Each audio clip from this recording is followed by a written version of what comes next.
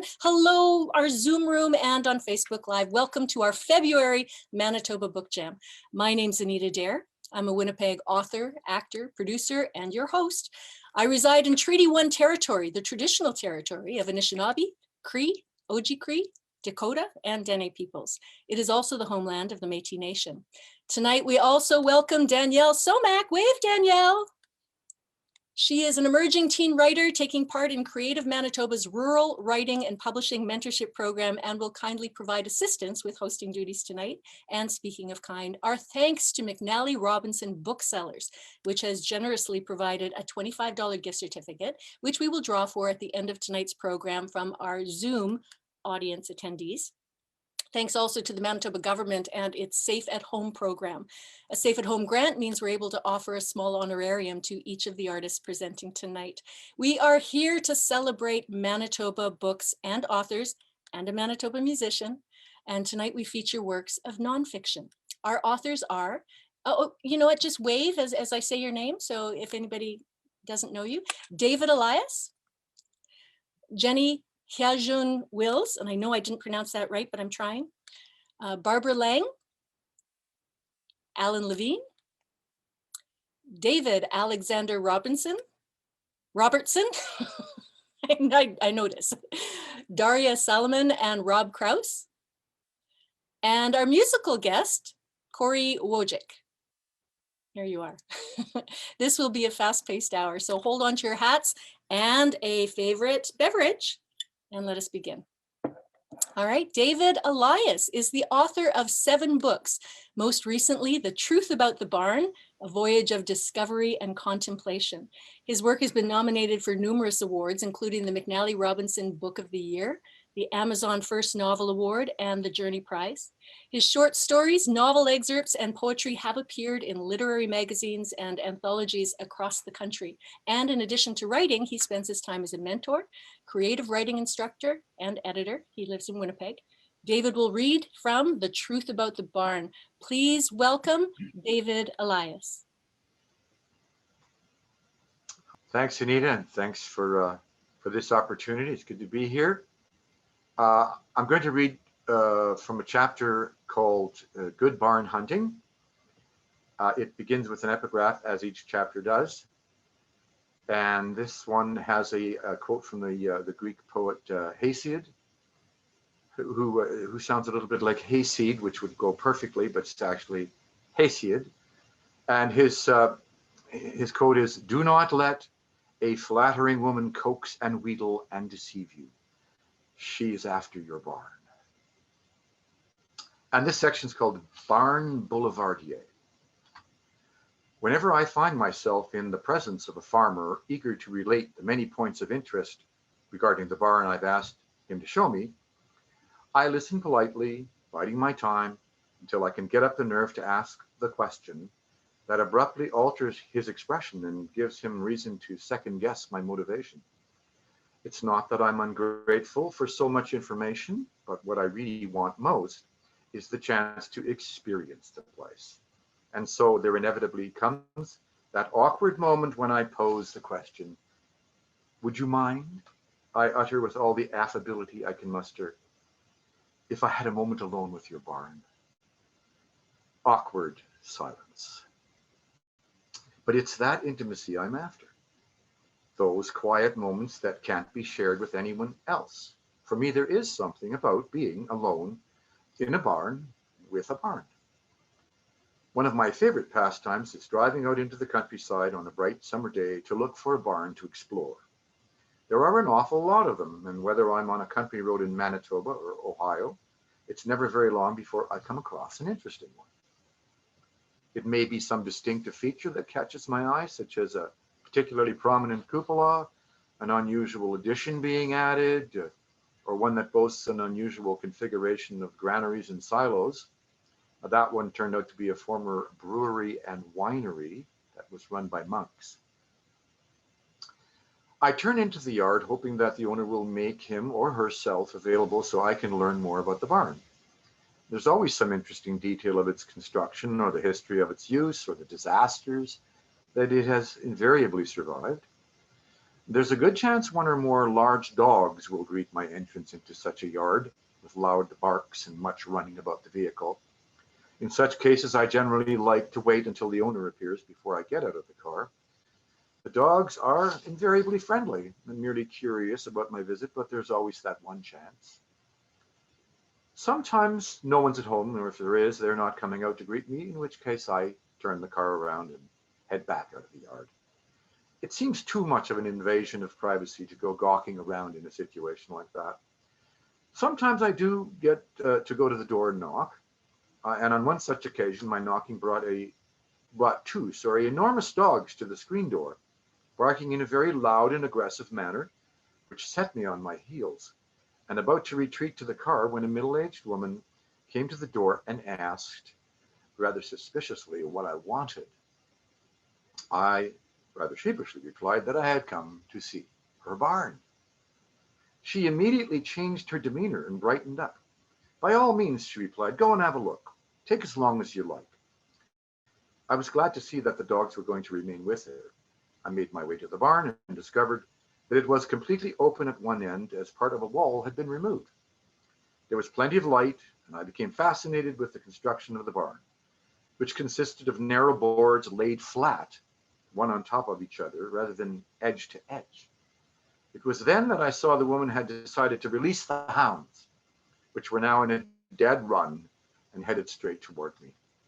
One of the dogs was the size of a small bear and could easily overpower me. I prepared to be torn limb from limb, but was merely subjected to some rigorous snout probing and crotch snipping. The woman followed behind and informed me that she and her husband were not the original owners, and that she couldn't really tell me much about the barn, except to say that it had once housed pigeons, and that the oversized cupola had served as a lookout for spotting the birds as they flew about the surrounding countryside. When she saw that I was genuinely interested, she became even more talkative, and I had to work to extricate myself from the place when it was time to go. Thanks. Wonderful. Thank you. Thank you, David. Okay, next All right. we have Jenny Heijun Wills. And did I say it right or wrong or close? Anyway, you could let me know. We need to practice this for me a little bit more. Jenny is the author of Older Sister, Not Necessarily Related. It won the 2019 Hillary Weston Writers Trust Nonfiction Prize and the 2020 Eileen McTavish Sykes Best First Book Prize. It was a 2019 Globe and Mail Best Book, a 2019 CBC Best in Canadian Nonfiction, and was named one of the 10 best Manitoban authored books of the last decade by the Winnipeg Free Press. She is a Chancellor's Research Chair at the University of Winnipeg, where she is also Associate Professor of English. She is writing 2 novels. Jenny will read from Older Sister, Not Necessarily Related. Welcome, Jenny. Hi. Thanks so much for having me. Thank you, Anita, for organizing. Thank you, Danielle, for all of your work. And thank you, everyone, for attending, all the co-readers. This is a real treat. Thanks. So Older Sister is a Korean adoption reunion memoir. And so I wanted to read a passage tonight that's about the moment when my Korean mom, through a translator, told me about the months leading up to my birth. Okay. So then, unprompted, Amma told the story of my birth. When it started, it was to no one but the unfurnished room. Maybe she was overcome by the need to tell, knowing the professor could hear her, that the student could hear her, and together they could translate her words to me. Maybe it would be her only chance, our only chance. This is how our kinship has always needed to exist, through third parties. My mother told me about the day I was born, but we needed strangers to bear witness. I threw away your clothes, she said, before anyone was paying much attention. The clothes I bought you before you were born. Amma promised she had not been ashamed when I was growing inside her, even though my father was married, even though he already had 1 child, a son, still a baby. He promised we'd be a family instead. Him, Amma, me. They rented an apartment. I wonder who signed the lease, but I was afraid to interrupt. Now I wish I had. It makes a difference who signed it. She was in Seoul to work. She was sewing at a factory as she'd continued to do for decades, as she was doing still when we had met earlier that year. She was young. She loved him. He sang to her. His hair was thick with curls. His skin, like hers, was dark and rich. He was taller than most Korean men. He had freckles. He was from the city, and she couldn't believe he wanted to love her, and then she didn't believe he ever actually did. I was afraid to move. I was afraid she'd stop talking. At times I looked out the window, but it was pitch black and I saw only our reflections mirrored back. I was holding my breath. She was holding my hand. Another baby came, my sister, on me, also with his wife. She must look like her mother because she doesn't look like our father and she doesn't look like me. He lived between homes, sometimes with his already born children, sometimes with my mother, and then only a few months later, I arrived. It was early morning, she remembered that. Her parents were there. I was quiet. She'd been dreaming of persimmon and rock fruit during her pregnancy, so she knew I'd be a girl. She swore the room filled with the scent of iron and cinnamon when I emerged. My father was there. His parents were there. None of them looked at her. None of them looked at me. Panicked because she'd remembered the stress of her pregnancy, my mother scanned me, counting every finger, every toe, rolling each one between her index finger and thumb. Then, in the hallway, my grandfather was talking to someone Oma didn't know. Then he was talking to his son, my father. Then he slapped his son, my father, across the face and walked away. Then my father walked away too. I couldn't breathe. The professor was crying as she translated Oma's words. The student was also crying. The stranger came into the birthing room. She had papers in her hand. Someone lifted me from Oma's arms. The stranger said something about a God Oma wouldn't know until decades later. Something about doing the right thing. Something about the future. The story slowed to a stop around there. The waves of tension and pain broke. There was nothing else to say. Exhaustion rushed in. But when it was done, Oma held on to me, awkward, because we were two grown women seated on the floor, so our legs got in the way. She held my hand still. She offered me her breast, something she had not thought of or had had time to do when first she bore me into the world. I declined, saddened.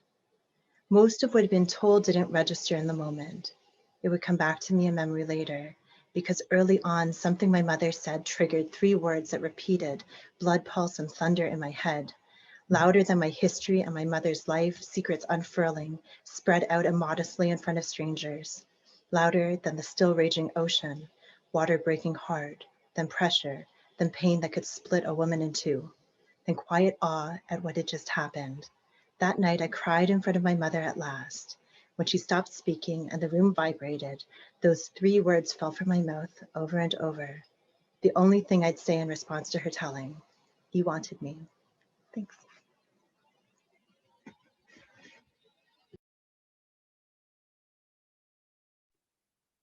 Unmute myself. Thank you, Jenny. Thank you so much.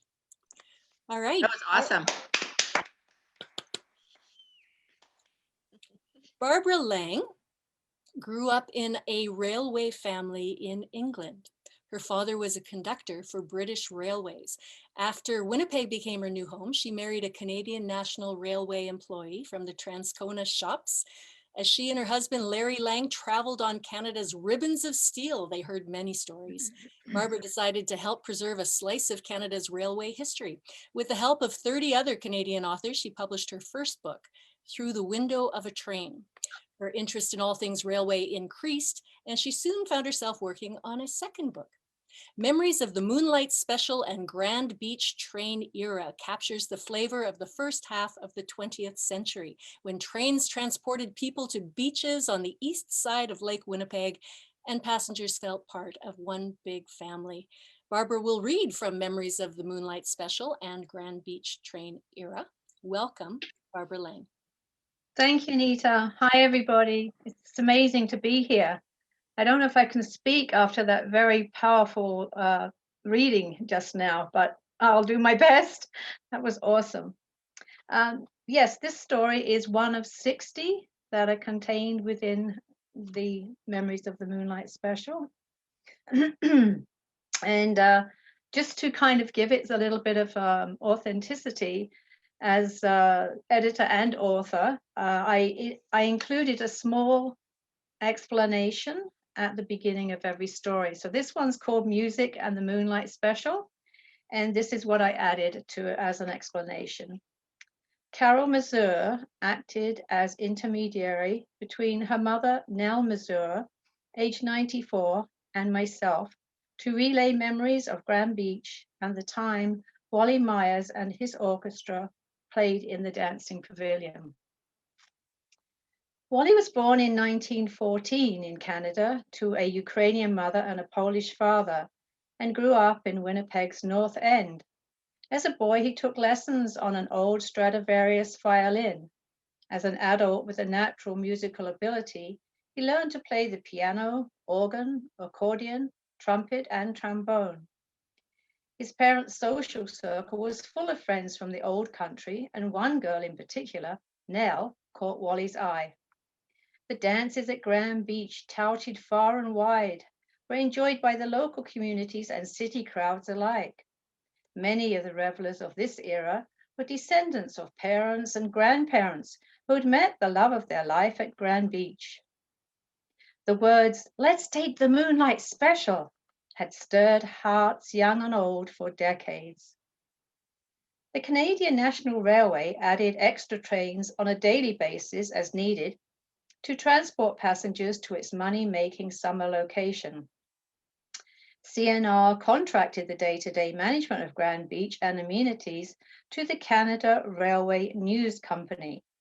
It seemed as though the fun would go on forever. On long weekends, the season's band played past the last train's routine departure time. Wally often filled vacant spots in various seasons' bands. However, on the September long weekend in 1945, he was thrilled when the resident band leader approached him to take over for the following season. A friend suggested Wally, whose last name was Mazur, change his name as businesses prospered more if they weren't ethnic. And so Wally Myers, the musician, was born. The band's contract commenced the May long weekend and required them to play Friday, Saturday, and Sunday nights until the end of June. In July and August, the height of the season, the bands played 7 nights a week. Their contract expired after the Monday night dance of the Labor Day weekend. On Friday of the May long weekend of 1946, Wally and Nell headed out to Grand Beach in Wally's car for the first night's performance.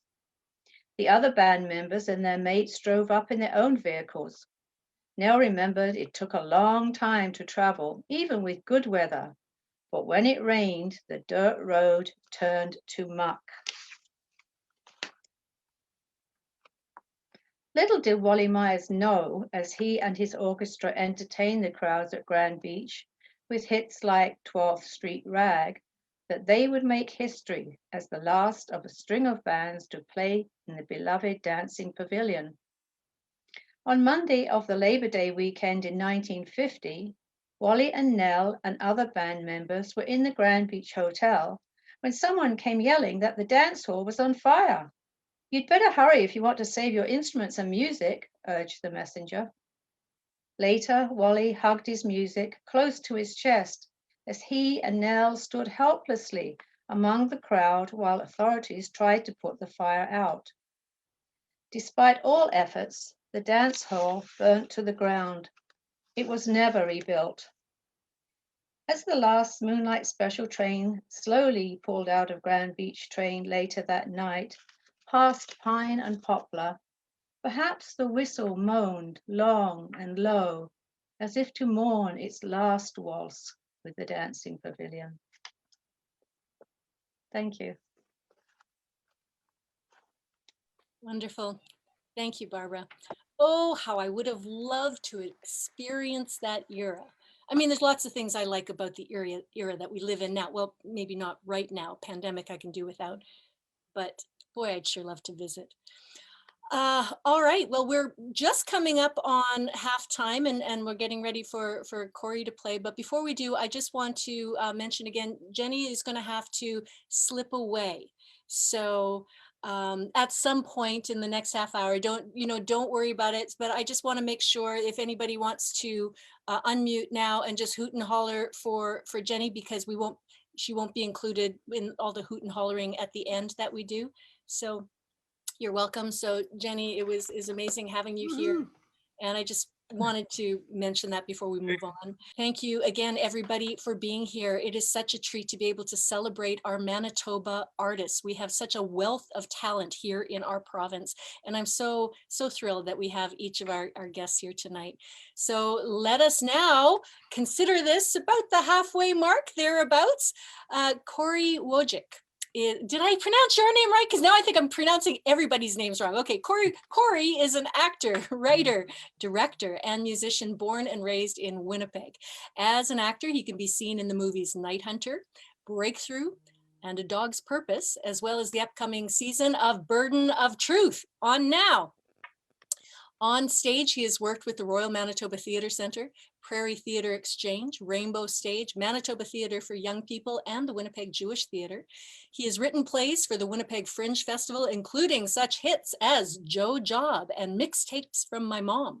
He's a musician with his original band, Good Show, whose first album will be released this year. And you can find out more on his website, which I'll give it to you now. I'll also give it to you at the end. It's corywoj.ca. So CORYWOJ.ca.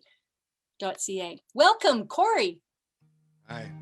It's also right there. I wrote it. It's my name, my corywoj.ca, because I'm an actor and totally shameless. Anyway, thanks. Lovely to be here among such distinguished folks. And it's nonfiction night, so here's a nonfiction song for you.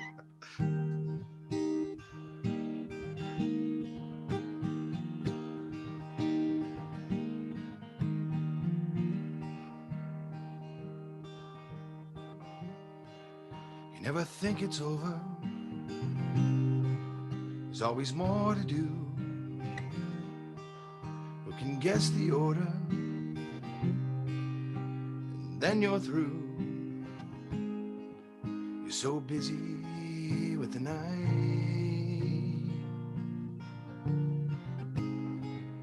just trying to get it right. Did you seize the moment? Do you feel good today? Did you hear that laughter? It's hiding the pain. Can I hold it? Can I hold it once more? Just spend one more night with me in this town. One more night and tear it all down. It could be this feeling and the lights in this room.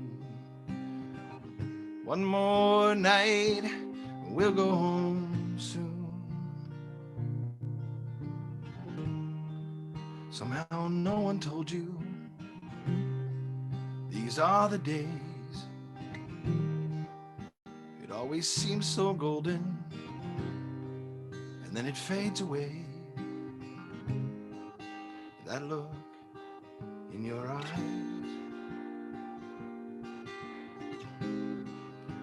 is always close by.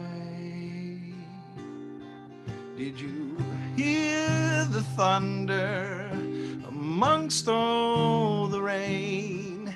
Did you try to make it a different kind of same? Can I hold it? Can I hold it once more? Every time I think I'm going down, I turn it all around and I think of you. I remind in my mind all the times and the lines I could have said to you, but I'll hang on to them for now. Just spend one more night with me in this town. One more night, we'll tear it all down. It could be this feeling and the lights in this room. One more night, we'll go home soon. Yeah, just one more night. One more night. One more night. Me in this town. Me in this town. Me in this town. Me in this town. Me in this town.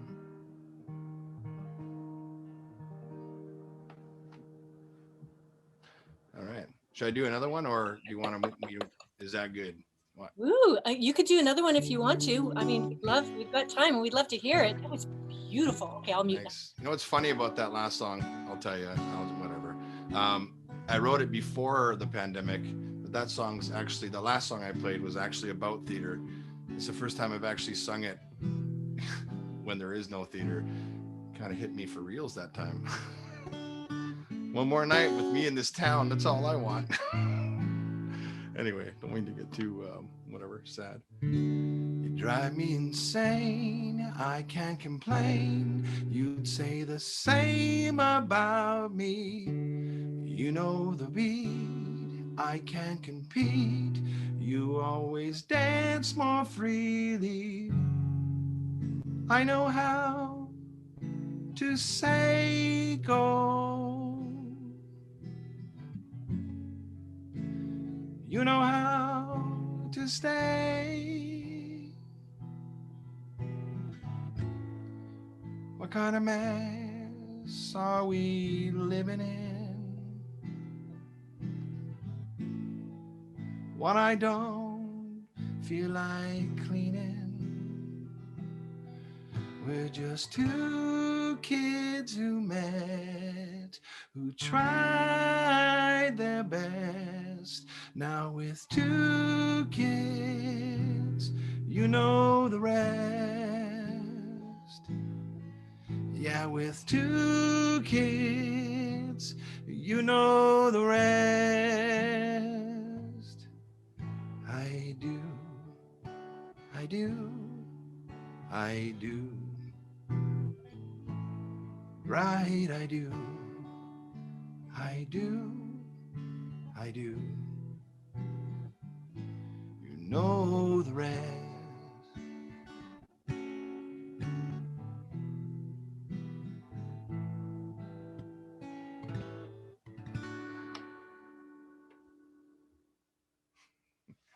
Thanks very much. Thanks for listening. Oh, wow, that was wonderful. Thank you so much, Cory. These are original songs. Yeah. This is wonderful, and I can't wait to hear more. I mean, I've always loved your singing and playing in the different productions I've seen you in, but it's a treat to hear your original music. So thank you for sharing. Thanks for having me and allowing me to have the chance to do so. Oh, okay, anytime. Let's do this again. Oh, so thank you so much. A reminder to everybody that today's program is free, but our writers and musicians would certainly appreciate your picking up their books and going to their other productions. And either from the library, you can request a book at a library if it's not in inventory, or you can get it from a bookstore, perhaps at McNally with the McNally Robinson gift certificate that we will draw for at the end of tonight's jam. Please stick around because you must be in attendance to read or to win. It is now my pleasure to hand over introductions. Where is her square? To my co-host this evening, Danielle Somack. Take it away, Danielle. Okay, hello everyone. So yeah, I'm going to start with Allan Levine. So Allan Levine is an award-winning author and historian who has written 16 books, including Details Are Unprintable, Wayne Lonergan and the Sensational Cafe Society Murder, and Seeking the Fabled City, the Canadian Jewish Experience, which was longlisted for the RBC Taylor Prize. and Toronto, Biography of the City, and King, William Lyon Mackenzie King, A Life Guided by the Hand of Destiny, which won the Alexander Kennedy Isbister Award for Nonfiction, and Coming of Age, A History of the Jewish People of Manitoba, which won the McNally Robinson Book of the Year Award. For the past 10 years, he has written the column Now and Then for the Winnipeg Free Press, which looks at the history behind the major news issues. His articles and reviews have also appeared in the Globe and Mail, National Post, Toronto Star, Maclean's, and Canada's History magazine, among other publications. Allan will read from Details Are Unprintable, Wayne Lonergan, and the Sensational Cafe Society Murder. Welcome, Allan Levine. Thank you. Thanks for the good introduction, and thanks, Anita, for organizing this. So this is a book about a true crime. In October 24th, 1943, a young woman by the name of Patricia Burton Lonergan, who was a member of a very wealthy family, assimilated German Jewish family, was found murdered in her New York townhouse. And I came across the story in actually a Raymond Chandler article in Cosmopolitan magazine. I was essentially searching for a new book idea, and he had written, Chandler had written this story in Cosmopolitan about his most favorite murders, I guess. And number 9 was this story of Wayne Lonergan and Patricia Burton Lonergan. What interested me was that Wayne Lonergan is Canadian from Toronto, so you had that. And the more I dug into it, the more there was more to the story than just a simple crime. So the book evolved. And what really I think makes the book interesting in my view is that I gained access to the district attorney's files in New York in the days when you can actually travel. But you know, they were unsealing boxes that hadn't been looked at since 1944-45. So that was pretty fascinating. And inside the boxes were almost, you know, witness statements, medical examiner reports, financial information, anything, you know, from an historian's point of view is I felt like I had discovered this treasure of documents. So the story evolved. I mean, it's part true crime and part social history, because the other aspect of the story was Wayne's bisexuality that became part of the story, partially from his troubled life, but also just the way in which the story played out, and it was highly sensationalized in the press. So it's a story of rich people, I suppose, to a certain extent, but anyways, that's how the story evolved. And Wayne was, can add that, you know, Lonergan was ultimately convicted of the crime, but he denied his guilt for a variety of reasons, I guess, which you'd have to read the book to find out. In any event, I'll just read a little bit about cafe society, because in fact, I wasn't familiar with the term before I started writing the book. A rite of passage for every New York City debutante was an evening spent drinking champagne cocktails and dining on terrine de foie gras, green turtle soup, broiled stuffed Maine lobster at the one and only Stork Club.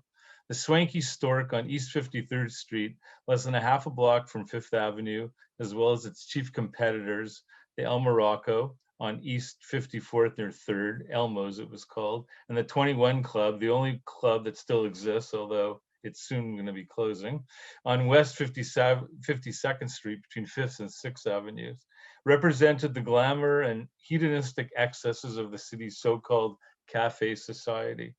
This Parisian-style designation was likely coined as early as 1919 by the well-known New York Journal American Society columnist named Maury Paul, who went by the name Charlie Knickerbocker. Patricia Burton not only wanted to be part of this excitement, she craved it.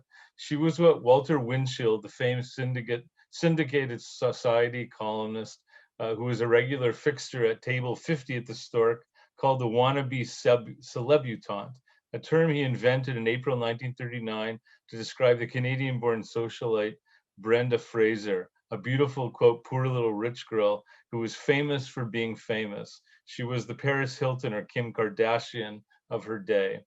Patricia, too, was later described as a poor little rich girl for enduring a strict upbringing surrounded by enormous wealth. On their first date in late 1939, Patricia, who was only 18 years old at the time, talked Wayne into escorting her to the Stork Club for her inaugural visit, an outing sanctioned by her father, which is another story. All evening, like clockwork, black limousines and yellow and red DeSoto Skyview taxis pulled up on East 53rd in front of the Stork's green canopy. Exiting the cars were men in black tuxedos and silk top hats, accompanied by women in furs and shiny evening gowns of sequins and beads. The well-heeled patrons were immediately greeted by the club's doorman, wearing distinctive blue uniforms. The guests made their way past the entrance and the bronze door to come face to face with the maitre d', standing behind a gold chain, checking for reservations. Like St. Peter at the gates of heaven, he decreed who was permitted into the club. On a busy evening, 500 people might be turned away. If you were deemed one of the chosen, you passed by a long bar with room for 60 or more clients and a lengthy mirror where you could stop to glance at yourself. The bar area led through glass doors to the main dining and dancing area where the fun never stopped until at least 4 in the morning. At the Stork and the other clubs, the mark of being, quote, a somebody meant you were usually greeted by the club's owners and seated at a preferred table. On the other hand, being shown to a table at the back of the room was akin to exile in Siberia. Since their plans that evening were spur of the moment, Patricia and Wayne did not have coveted reservations. In Lonergan's no doubt exaggerated telling of the story, as he and Patricia approached the maitre d' by the gold chain, they were warmly welcomed and greeted with, "Good evening, Mr. Lonergan," as they were led to a table near the front. The date was a success and seemingly enjoyable for both. There were more nightclub outings in the weeks that followed. And I'll stop there. Thank you. Thanks for that. I thought that was really cool. I like hearing about New York. That especially sounded really interesting. Yeah, it's a lot of fun. Okay, so next we have David Alexander Robertson, and he is the author of numerous books for young readers, including When We Were Alone, which won the 2017 Governor General's Literary Award, and The Barren Grounds, the first book in the middle grade Mississauga series, which received a starred review from Kirkus and was a Kirkus Quill and Choir Best Middle Grade Book of 2020, as well as a USBBY and Texas Lone Star selection, and is shortlisted for the Ontario Library Association's Silver Birch Award. A sought-after speaker and educator, Dave is a member of the Norway House Cree Nation and currently lives in Winnipeg. Tonight, David will read from his memoir, Blackwater. Welcome, David. Thank you. Good evening, everybody. Hope you're all well. I'm not really going to set this up. I'm just going to read a couple pages from Blackwater. It's a book about my father and I, our relationship, and many journeys. My dad's journey, my journey, our journey together, and how I think all those journeys led us back to his trap line, what turned out to be a year or so before his death. So I'm just going to read you a little passage.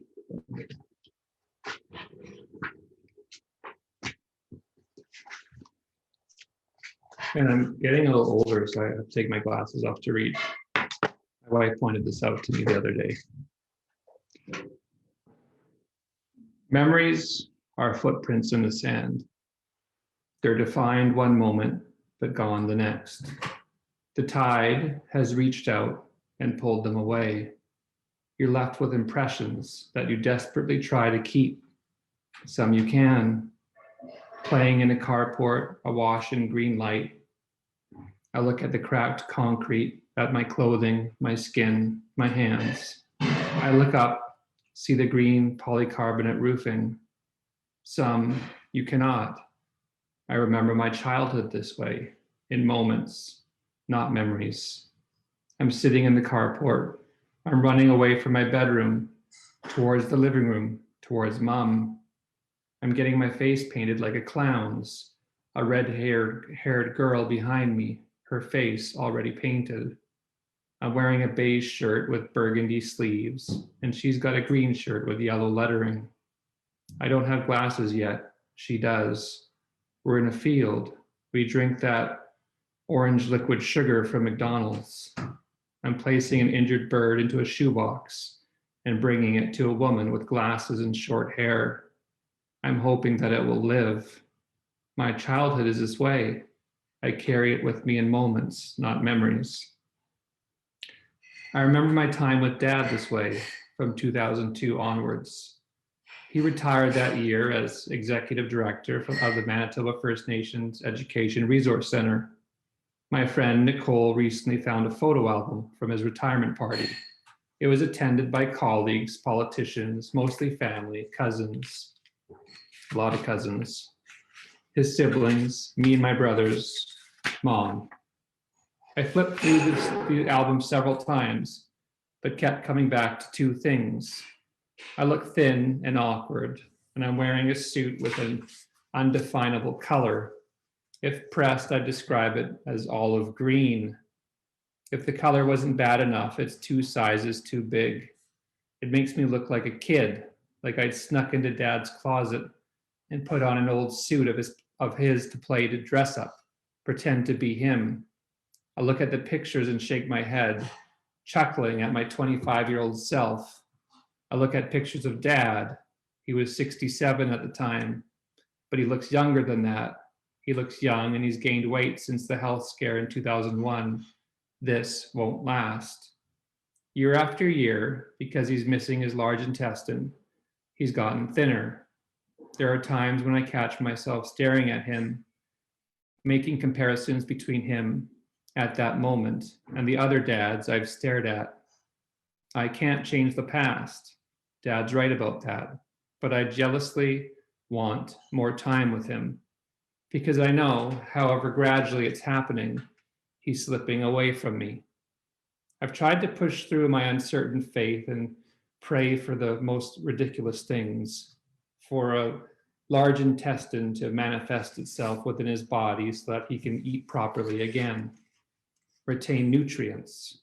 If my coworker could hand me $200 because God told him I was struggling, why can't Dad get his fucking organ back and stay with us? No matter how hard I try, it feels like too many memories are leaving with him. My time with Dad has been this way. There are memories that stubbornly refuse to fade, memories that remain clear and indelible. I can remember them as though they happened earlier this week. I'm in a hockey arena right now. Cole's in a camp. I'm sitting at a table by a large window and the sunlight is warming my back. I'm home for the week from Clear Lake because I've been traveling too much for my writing and don't have enough vacation days to spend the week at the cabin with Jill and our three younger children. I was there on the weekend with my family, Mom and Dad, Cam and Holly, their 2 youngest kids. Every night, Cam and I sat by the fire. On Saturday, we were making videos of me feeding him a variety of things, then sending the videos one by one to Mike because he wasn't there. It's funnier than it sounds. Later, Dad came to sit with us, and I showed him the videos in sequence because they got progressively more involved and outrageous. We didn't think Dad would be impressed, but he laughed harder than I'd seen him laugh in years. When I think of it now, it's like he's right beside me. I can see him. I can hear him. There are moments because memories have collapsed into these impressions. Dad, leaning over his cane, 2 hands clutched around its handle, standing outside the open passenger side door of his car, trying to find balance. He's been getting dizzier more frequently. We were sitting in a pew, and I kept glancing at him, at his eyes. They were glistening, close to tears. I've never seen him cry before. His oldest friend and adopted brother, Allan, had passed away. I think he saw his own mortality. I think I saw Dad's mortality. My eyes were glistening too. Memories, moments with Dad are like this. They have been this way. Some are clear and indelible. Some exist only in impressions, as moments in time. Some are lost to me, despite how hard I've tried to keep them, despite how important they are, each one of them. Some are lost, and I feel crushed under the weight of emptiness. Moments in time. However long or fleeting memories are, that's what they are. Dad's voice in this moment is clear to me. I can hear him talk to me in one of the countless conversations we've had. He's telling me about time, what it means when you live in the city, and what it meant for him when he lived on the trap line on Blackwater. I tell people this in terms of time. It's important because the animals have patterns. If you miss those patterns, like the muskrat run in the spring, then you're not going to get as many furs or eat as much. Work is like that in a way, even though it's different in the city. If you're late, then you've missed something. We all share similarities. It's what makes us human. Recognizing our similarities, appreciating our differences, helps us to live as humans in a good way. There are similarities between the way we see time in the city and the way Indigenous people view time on the land. If you're late, you've missed something. But there are differences too. Western society is a slave to time. We crave immediacy. We've been conditioned for it. On Blackwater, Dad said, there is a calmness. You feel the serenity that the world brings. You see the ducks, you see the swift water, you see the fish. You go to this big lake and it's all right there in front of you. You see the houses along the shore where people live. I don't know if you can feel the same kind of serenity in the city, the same calm. I don't know that you can just sit on a rock by the water, see all of these things and just be. I like to hear my anxiety medication rattle around in its plastic bottle while I walk. It lets me know that if I need it, it's there. I can take a pill, and in 20 minutes or so, the anxiety will subside. Presently, I've got about 11 minutes to go before the anxiety I'm feeling right now numbs out just enough for me to function a little better. The last time I didn't think about the pills in my pocket was on Blackwater. There is another kind of time, and I don't know where it fits right now. It feels like a hybrid, at once urgent and calm. It is reflective of my years with Dad since I saw him in the ICU and fainted. How I remember, how memories fracture into images, how they become lost. I know that our time together is limited. This felt less real 10 years ago than it does now. Because our remaining time together is short, I want to spend more time with Dad, to create more memories and find a way to protect the ones I have. But being with Dad, despite the urgency of need, is calming. He is, to me, the embodiment of Blackwater. It's as if the serenity he grew up around as a child is something he's carried with him throughout his life, and something I can feel. It's why when Dad is around, I think a little less about that pill bottle in my pocket.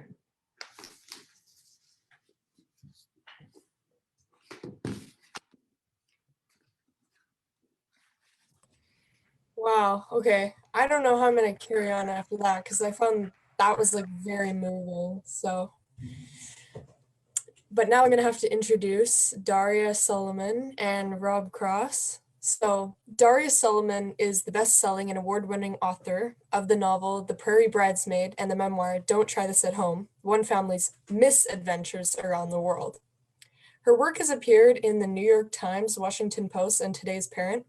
She holds arts and education degrees from the University of Winnipeg and the University of Manitoba, as well as an MFA in creative writing from the University of British Columbia. She lives in Winnipeg with her husband and 2 children, and presently a jack of all trades. Sorry, I just lost my script. Just a moment. Presently a jack of no trades, Rob Krause has at one time been a zoologist, a lawyer, and record label owner. He has been published in the Globe and Mail, Winnipeg Free Press, Exclaim, and of course, the Canadian Journal of Zoology. Rob has hitchhiked through Europe and toured with artists across North America multiple times. He's been to the highest peaks and the lowest valleys. Daria and Rob will read from their travel adventure memoir, Don't Try This at Home, One Family's Misadventures Around the World. Welcome, Daria and Rob. Okay, thank You're you. on. Yeah, okay, thanks for organizing this, Anita. It's a really lovely night, and Thank you, Danielle, for introducing us. yeah, that was fantastic. And yeah, the readings, they made my soul feel warm. So yeah, I was gonna try sharing some comics that I had created about the book, but I don't feel comfortable with the screen, so I think we'll just stick with the format. And thanks, Anita. I'm just, like I said, I don't know what's going to show up on the computer if I start sharing my screen. So Daria just threw me to the wolves, is essentially what happened. yeah. So yeah, this is a book, and it's like a book where what Rob wrote half of it, and then you flip it over, and then I wrote the other half of it. And the book, the whole concept of doing this, we just basically took life on the road for a year. And at the time it seemed, like an outrageous thing to do. And then now, just considering the state of the world, I just feel like it was such just to have made that choice and to just go for it and do that kind of travel that we did was a real gift, because I don't know when we're gonna get back to being able to explore the world a little more deeply. So anyway, we'll just each read a little bit, and a smidge. All right, here we go. In the end, what lessons did we actually learn from this trip? Did we grow as a family? Did we get a better understanding of each other or the world around us? Debatable. But what our adventures most certainly did do was to allow us to just spend time together. Something that is at a premium during the course of our everyday lives. Between racing to get kids to school, yourself to work, preparing meals, and all the scheduled activities that kids are enrolled in, the simple act of being with and focusing on one another is often lost. Daria and I still had to manage the big decisions on our trip, but other than figuring out where we would go next and finding a half-decent place to stay, we were just focused on, well, nothing really. This freedom of time allowed us to actually be a family and just concentrate on one another, giving Daria and me the chance to become incredibly close with our children. Developing this bond was a pleasant and unplanned outcome of the trip. I see this now, being back home, as I watch Daria chase Oscar around the house, trying to smother his face under her raised arm while yelling, "Smell my pits!" to prove to him that her deodorant is actually working. A year of living in tight proximity certainly helped to create an air of casualness between us and to drop a number of boundaries, one too many, one might argue. In the long run, I hope that this year together laid the groundwork for a strong relationship with our children that we can build on as they become older and more involved with unsavory middle school characters of the neck tattoo variety. I have no doubt that our children will be faced with some tough decisions as they grow, but I hope that this trip cemented a bit of a moral compass in them, as well as the knowledge that when faced with difficult decisions, we can get through them as a family. My wish is also that this trip granted them the confidence to feel good about their own choices and to not be so reliant on what those around them might be thinking or doing. Whether any of this theorizing actually pans out has yet to be seen. I suppose we'll find out in a few years when we discover that both our kids are profiteering off the opium den they are running in the basement.